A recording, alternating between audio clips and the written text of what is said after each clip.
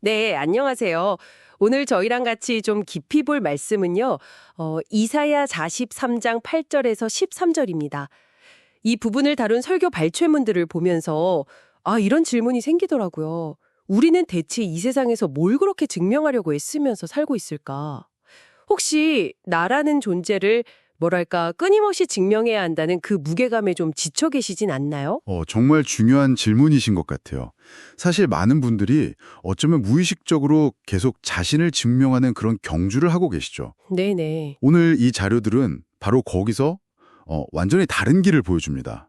나를 위한 증명이 아니라 하나님의 증인으로 사는 삶. 이 관점의 전환이 어떻게 우리를 그 끝없는 자기 증명의 압박감에서 좀 벗어나게 하고 내 진짜 자유를 줄 수 있는지 오늘 같이 한번 파헤쳐 보죠. 나를 증명하려는 삶.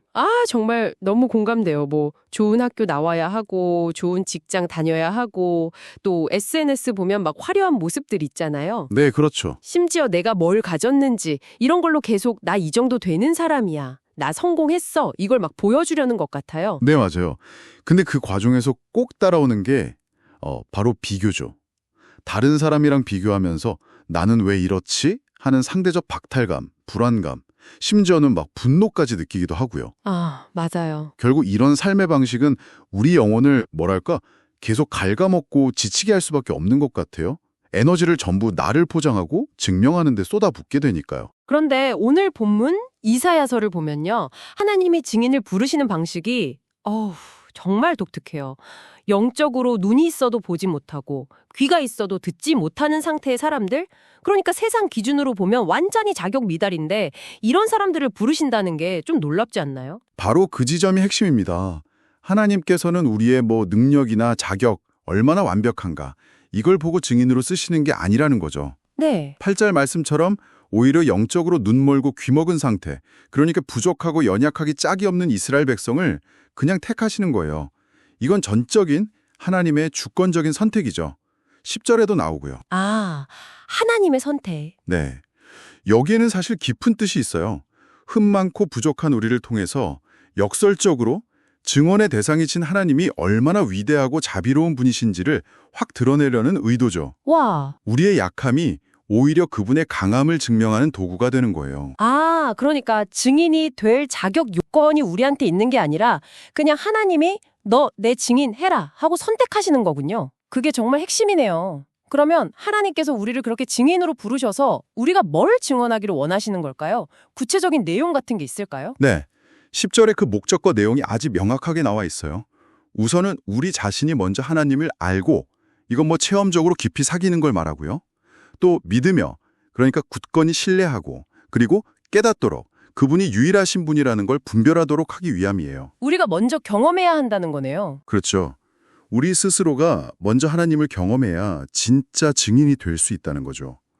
그리고 그 경험을 바탕으로 증언해야 할 내용은 크게 세 가지로 볼 수 있습니다. 첫째는 오직 여호와 하나님만이 참 신이시다. 10절 하반절에 나오죠. 네. 둘째는 구원자는 하나님 한 분밖에 없다. 11절 말씀이고요. 셋째는 하나님이야말로 역사의 주관자시다. 이게 12절, 13절 내용입니다. 특히 13절에 내가 행하리니 누가 막으려 이 말씀처럼 하나님의 그 절대적인 주권을 증언하는 거죠. 와, 이 말씀들이 그럼 오늘 우리에게도 똑같이 적용된다면, 이젠 더 이상 내 가치를 세상 기준에 맞춰서 증명하려고 막 애쓰지 않아도 된다는 거잖아요. 정확합니다. 와, 이거 정말 큰 해방감을 주는데요. 네, 이게 바로 이 메시지가 오늘 우리에게 주는 가장 큰 위로이면서 또 동시에 도전이죠. 우리는 더 이상 나를 증명하려고 발버둥 칠 필요가 없는 거예요. 네. 오히려 우리의 약점이나 실패가 드러나는 그 순간조차도 그게 하나님의 은혜와 능력을 증언할 기회가 될 수 있다는 거죠. 예를 들어 볼까요? 네, 좋아요. 내가 뭔가 잘 해냈을 때 이건 하나님이 지혜를 주셔서 가능했어요 라고 고백하는 것. 또 힘든 시기를 지날 때 하나님이 다 아시고 인도하실 걸 믿습니다 라고 기도하는 것. 심지어 실패하고 넘어졌을 때 바로 이 연약함 때문에 제게는 예수님의 구원이 정말 필요합니다 라고 솔직하게 인정하는 것. 이 모든 게 다 하나님의 증인으로서 사는 모습이라는 거예요. 그렇군요. 이게 바로 자기를 증명해야 한다는 그 무거운 짐을 내려놓고 진짜 자유를 누리는 길이죠. 와, 결국 우리가 인생 게임의 룰 자체를 바꾸도록 초대받는 거네요. 내가 얼마나 괜찮은 사람인가 이걸 증명하는 게임에서 하나님이 얼마나 위대하신 분인가 이걸 드러내는 게임으로 아예 판을 바꾸는 거예요. 맞습니다. 이게 불안과 경쟁 대신에 평안과 자유를 얻는 길이라는 통찰이 정말 깊이 와닿습니다. 네, 그렇죠. 그래서 오늘 이 나눔이 혹시 듣고 계신 분들께 이런 질문을 던질 수 있을 것 같아요.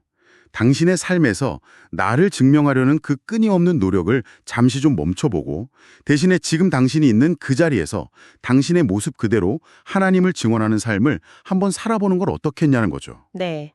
이번 한 주간 나의 어떤 말이나 행동 또 어떤 솔직한 고백이 하나님의 증인으로서의 삶을 보여줄 수 있을지 한번 구체적으로 생각해 보시면 어떨까요? 네, 정말 좋은 도전인 것 같습니다. 오늘 귀한 나눔 감사했습니다. 네, 감사합니다.